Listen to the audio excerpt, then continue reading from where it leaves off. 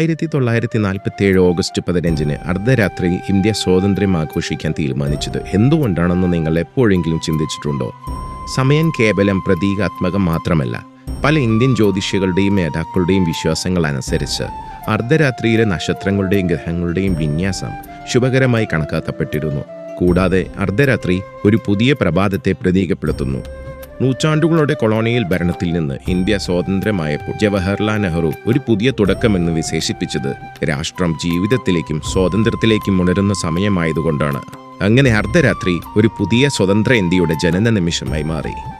എന്നാൽ ഇന്ത്യയുടെ അവസാന വൈസ്രോയിയായ ലൂയിസ് മൗണ്ട് ബാറ്റൻ തന്റെ ദേശീയ പതാകയായ ബ്രിട്ടീഷ് പതാക താഴ്ത്തി ഇന്ത്യൻ പതാക ഉയർത്താൻ മടിയായതിനാൽ വൈകുന്നേരങ്ങളിൽ പതാകകൾ താഴ്ത്തിയതിനു ശേഷം തന്റെ ദേശീയ പതാക ഇല്ലാത്ത സമയമായ അർദ്ധരാത്രി തെരഞ്ഞെടുത്തു എന്നൊരു വാദവും നിലനിൽക്കുന്നുണ്ട്.